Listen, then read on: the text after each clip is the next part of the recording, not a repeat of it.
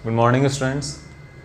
आपने अभी तक की जो आपकी क्लासेज है उसमें आपने 5 चैप्टर्स पूरे कर लिए हैं, ठीक है, जिसमें आपका units and measurement, physical world, motion in 1 dimension, motion in 2 dimension, motion in plane जो आप कहते हो, और फोर्सेस के बारे में आपने स्टडी कर लिया है। फ्रिक्शन फोर्स वगैरह है, फोर्सेस है, ग्रेविटेशनल फोर्स के बारे में थोड़ा बहुत स्टडी कर लिया है एक बार।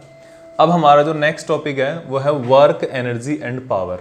ओके, यहाँ पर हम 1 बाय 1 वर्क, फिर उसके बाद एनर्जी और उसके बाद हम पावर का डिस्कशन करेंगे इस 6 चैप्टर में। ओके, यहाँ पर अभी तक जो आपने पढ़ा है उसमें से एक कॉन्सेप्ट जो है काम आने वाला है। वैसे कॉन्सेप्ट तो देखो यहाँ पे वो सारे काम आएंगे जो आपने अभी तक पढ़े हैं, क्योंकि यहाँ पर आपको फोर्स यूज करना होगा। फोर्स क्या होता है, ठीक है, फ्रिक्शन क्या होता है, ये भी यहाँ पे काम आएगा। फ्रिक्शन के कारण वर्क क्या होता है, ये इसलिए ये भी जरूरी है आपको, ठीक है। ये मैं आपको इसलिए बता रहा हूँ कि जब भी आप इस चैप्टर को स्टार्ट करने बैठो, इसको इस लेक्चर को देखने के बाद आप इसको पढ़ने बैठो तो आप ये सब चीज़ें भी एक बार रिवाइज कर लो, ठीक है। फिर आपको काम आने वाला है डिस्प्लेसमेंट का जो कॉन्सेप्ट है, ये आपको काम आएगा। वेलोसिटी का जो कॉन्सेप्ट है ये आपको यहाँ पे काम आएगा, और एक्सेलरेशन का जो कॉन्सेप्ट है ये सब आपको काम आएंगे, ठीक है। ये इसलिए आएंगे क्योंकि डिस्प्लेसमेंट, वेलोसिटी एंड एक्सेलरेशन से कौन डिफाइन करते हो आप, फोर्स के अंदर काम आते हैं, ठीक है।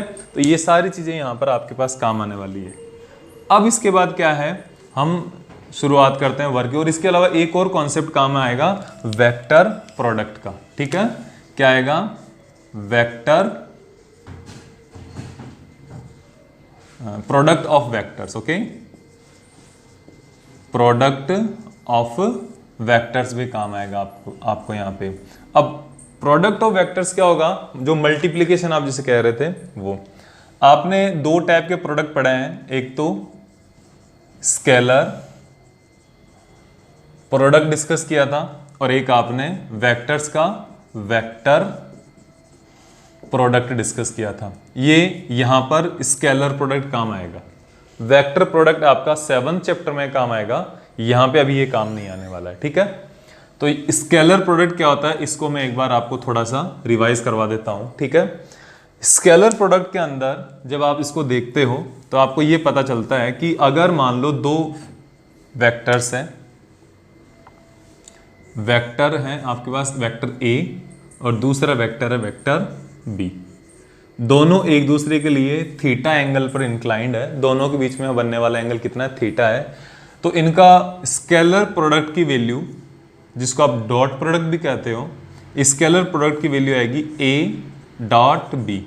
ये तो इसका रिप्रेजेंटेशन है, A dot B is a scalar product between A and B, और इसका रिजल्ट आएगा magnitude of A into magnitude of B into cos theta.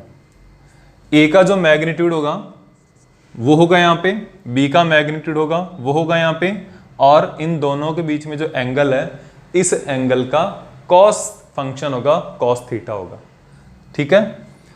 इसको आप ऐसे भी लिख सकते हो सिंपली, ए का मैग्नीट्यूड ए हो जाएगा, the magnitude of B will be B and cos theta. तो ए बी कॉस थीटा आ गया, ए बी कॉस थीटा आ गया, ठीक है।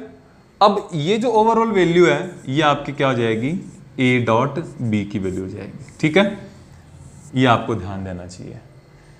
आपको हो सकता है आप इस टर्म्स में स्टडी किया आपने, हो सकता है आपने इस टर्म्स में स्टडी किया, दोनों में से किसी भी टर्म में स्टडी किया है, ये भी बिल्कुल सही है, ये भी बिल्कुल सही है, ठीक है।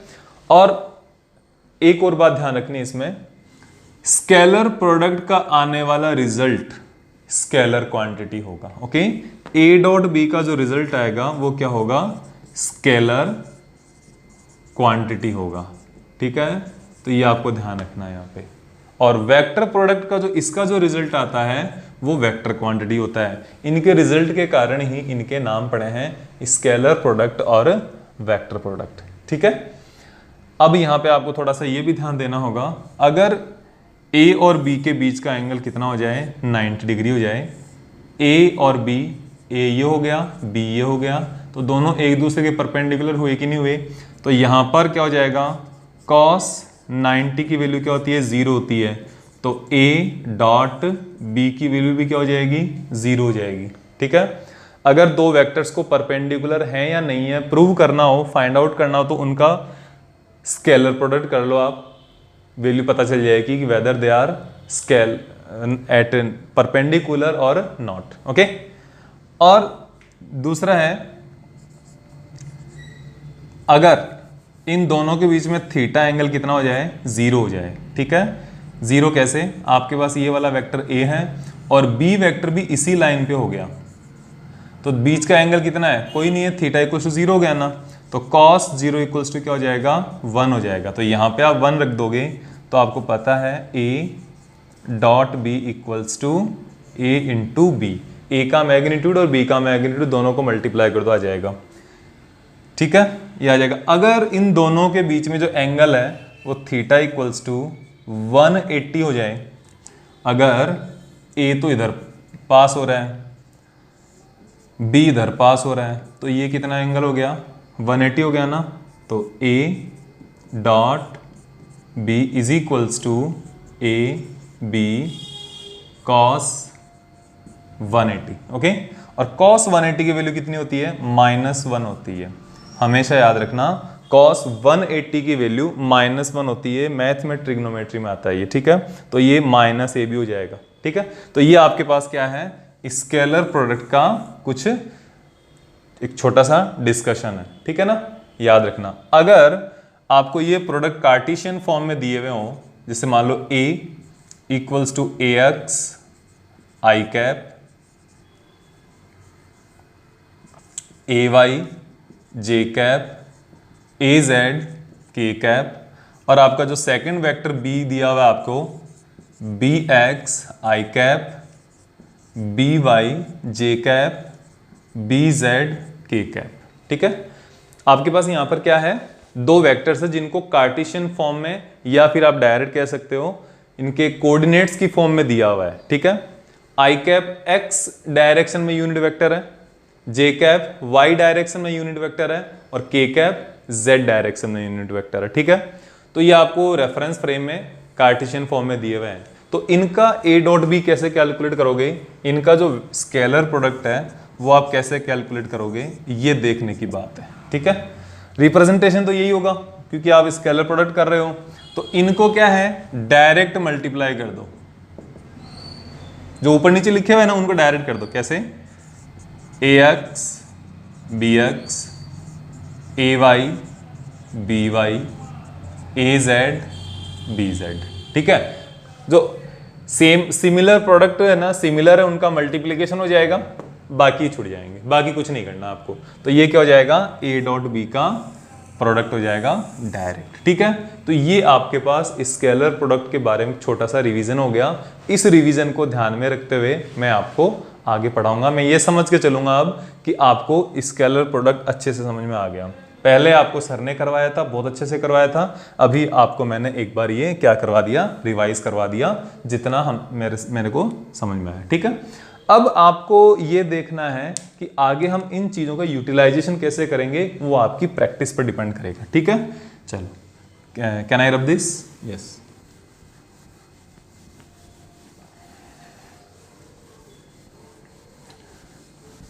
अब हम आगे जो पढ़ने वाले हैं वो होगा वर्क। वर्क कैसे डिस्कस करेंगे ये देखो आप। ठीक है,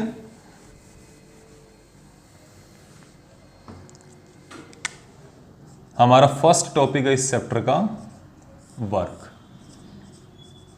ठीक है, जिसको आप कार्य, काम, ये सब भी बोलते हो। वर्क क्या है, आप अपने घर पे नोटिस करते हो कोई भी चीज़, या अपने आसपास में सराउंडिंग में नोटिस करते हो, तो आपको कोई कह रहा है कि you have to do some work, तो व्हाट यू विल डू, आप कुछ भी कर सकते हो। तो आप उससे पूछोगे बता क्या करना है ना। अब हमारी डेली लाइफ में अगर हम देखें तो हम किचन में दूध गर्म कर रहे हैं, वो भी वर्क है, पानी गर्म कर रहे हैं, वो भी वर्क है।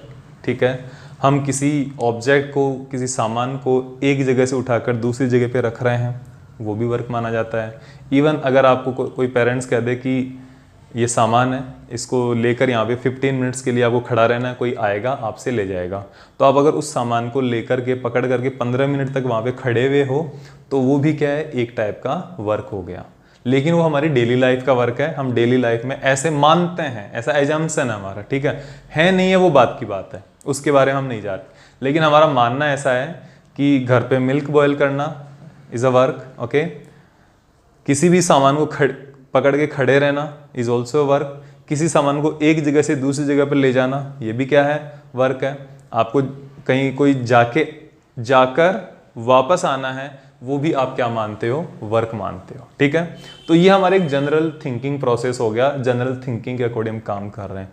लेकिन हमारा फिजिक्स थोड़ा सा अलग समझते हैं इससे। हालांकि ये जो चीज़ें मैंने आपको एग्जांपल्स बताएं ये भी वर्क की कैटेगरी में तो आते हैं, क्योंकि हमारा जो साधन है, जो हम कुछ एफर्ट लगा रहे हैं, कुछ सोचकर ही लगा रहे हैं, उसका हमें कोई ना कोई बेनिफिट ही हो रहा है, ठीक है। लेकिन फिजिक्स में, मैकेनिक्स में स्पेशली हम वर्क को एक पर्टिकुलर क्राइटेरिया के अंदर ही क्या कर देते हैं, डिफाइन कर देते हैं कि उस क्राइटेरिया के अंदर जो चीज़ें आ रही है वो क्या है, वर्क डन है। इसके अलावा जितनी भी चीज़ें वो वर्क डन नहीं है। तो यहाँ पर देखो वर्क का क्या है,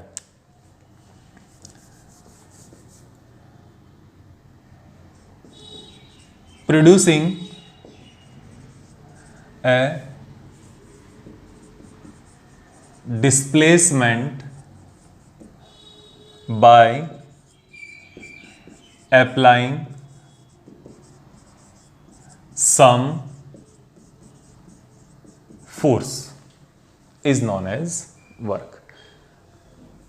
दो कंडीशन है यहां पे, एक तो क्या है, डिस्प्लेसमेंट है, ठीक है। डिस्प्लेसमेंट प्रोड्यूस होना चाहिए और किसके कारण होना चाहिए, फोर्स के कारण होना चाहिए। तो इस कंडीशन को आप क्या कहते हो, वर्क डन कह सकते हो। अगर कहीं पर फोर्स हुआ और डिस्प्लेसमेंट नहीं हुआ तो वहां पर भी वर्क नहीं होगा, ठीक है। अगर डिस्प्लेसमेंट नहीं है, फोर्स है, तो भी वर्क डन क्या होगा, जीरो होगा। और अगर डिस्प्लेसमेंट है और फोर्स नहीं है तो भी क्या होगा, वर्क डन जीरो होगा। आप कहोगे सर ऐसा कैसे हो सकता है, कैसे कि आप किसी ऑब्जेक्ट पर, एक ऑब्जेक्ट है आपके पास में, ठीक है, m मास का ऑब्जेक्ट, इसके ऊपर आप फोर्स लगा रहे हो लेकिन डिस्प्लेसमेंट कितना है, जीरो है, फोर्स जीरो नहीं है। ऐसा कभी हो सकता है, हो सकता है। कैसे, जब आप इसको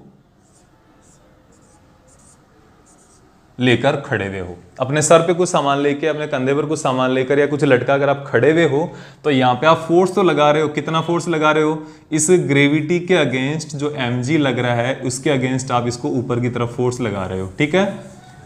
तो यहाँ पे जो भी आपने वर्क किया है वो कितना है, जीरो। आप इसको पकड़ के खड़े हुए हो केवल, तो यहाँ पे वर्क डन कितना होगा, जीरो होगा, ठीक है। तो force is there but displacement is zero. दूसरा केस हो सकता है, फोर्स जीरो हो गया इस बार लेकिन डिस्प्लेसमेंट जीरो नहीं है, डिस्प्लेसमेंट प्रेजेंट है वहां पे। तो आप कहोगे सर ये तो पॉसिबल ही नहीं है कंडीशन। मैं कहूंगा ये भी पॉसिबल है। ये कब पॉसिबल है, ये ध्यान देने की बात है, सबसे ज्यादा इंपॉर्टेंट। देखो एक ऑब्जेक्ट है, वो इनिशियली क्या है, मूविंग कंडीशन में है। एक ऑब्जेक्ट है वो इनिशियली क्या है, मूविंग कंडीशन में है, ओके। और आप इसको फोर्स नहीं एग्जर्ट कर रहे, फोर्स नहीं लगा रहे। तो आप जब तक इसके ऊपर फोर्स नहीं लगाओगे और मूविंग कंडीशन में है, आप फोर्स नहीं लगा रहे हो, तो ये क्या होगा, रुकेगा भी नहीं, स्टॉप भी नहीं होगा। तो ये लगातार क्या होता जाएगा, चलता जाएगा। क्या हो जाएगा, लगातार चलता जाएगा। और जब ये लगातार चलता जाएगा तो डिस्प्लेसमेंट तो हो ही रहा है, एक्स तो आ ही रहा है, लेकिन फोर्स क्या है, जीरो है। लेकिन यहां पे एक कंडीशन है, this object is moving in initial case from starting से लगातार क्या कर रहा है, ये मोशन कर रहा है। तो ये कंडीशन है कि force is zero but displacement is there, then also जो वर्क डन, जो मैं कहूंगा वर्क कितना होगा, जीरो होगा। और इस कंडीशन में वर्क क्या होगा, जीरो होगा, वर्क नहीं होगा। तो फिर वर्क क्या होगा, ये कैसे होगा, ये जानना सबसे ज्यादा इंटरेस्टिंग है, सबसे ज्यादा इंपॉर्टेंट है। देखो मैंने यहाँ पे डेफिनेशन में जो लिख दिया आपके पास, ये एकदम पूरा सत्य है, बिल्कुल ठीक है। ये क्या है, producing a displacement by applying some force.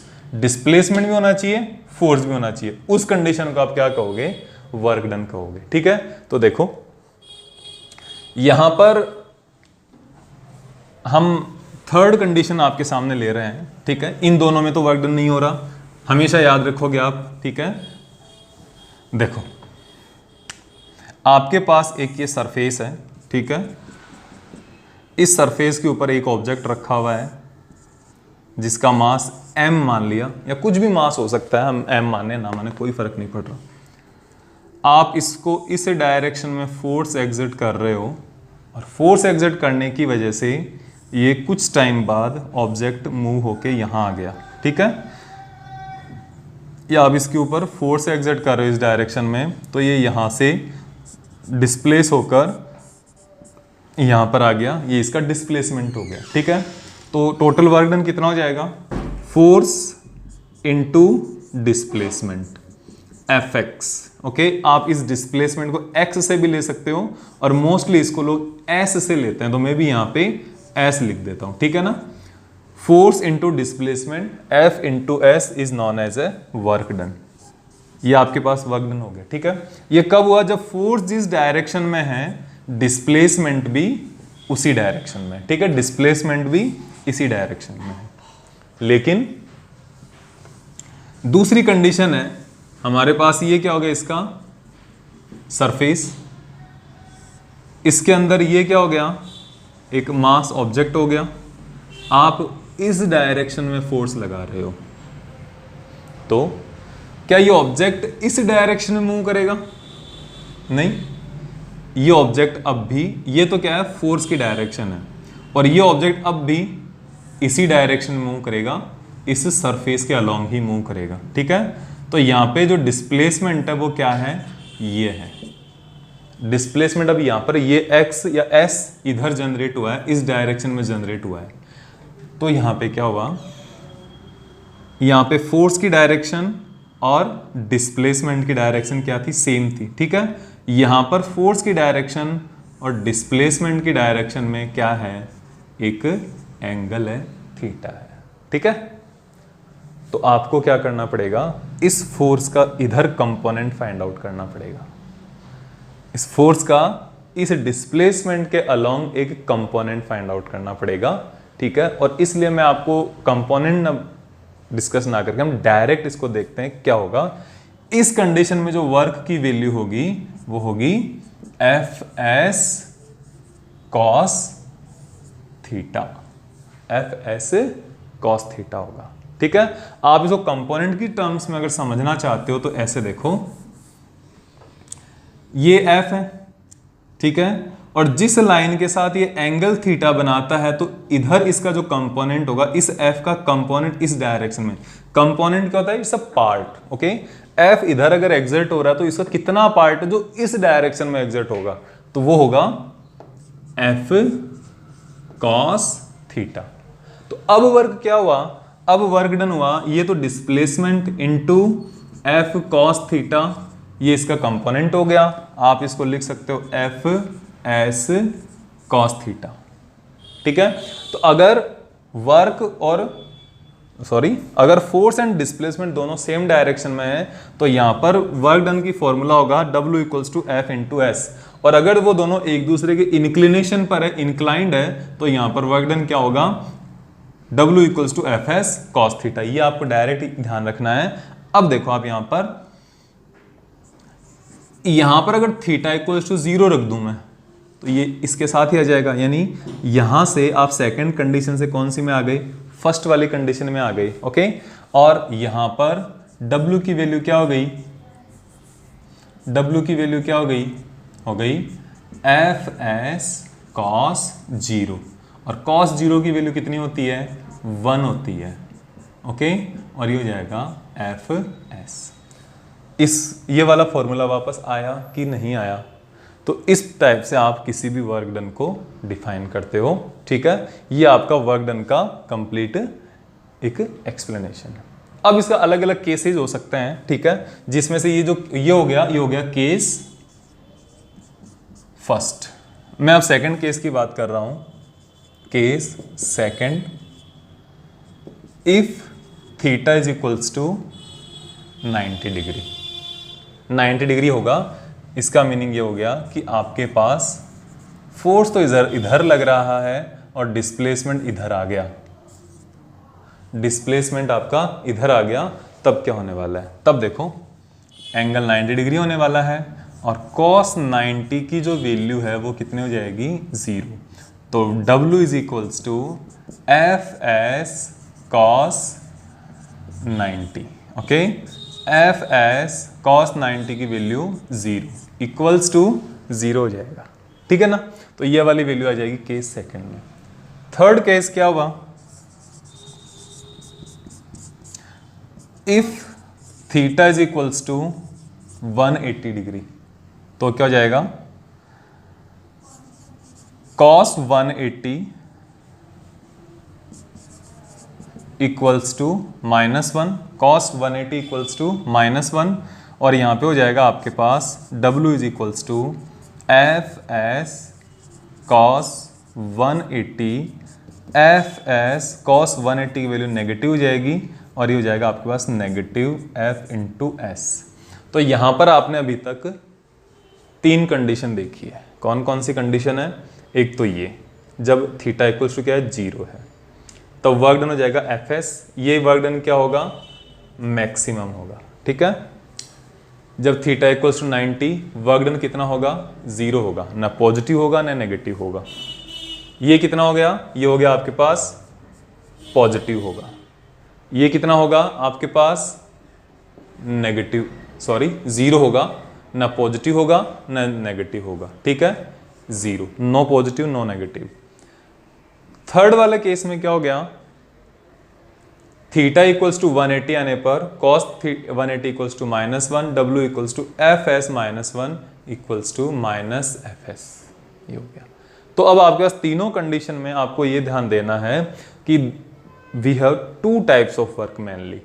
First is positive work, second is negative work. Positive work क्या होगा? अगर if theta move from 0 to, if theta is equals to from 0 to 90, 0 से लेकर 90 तक जाएगा, तब वर्क डन क्या आएगा? पॉजिटिव आएगा, ठीक है।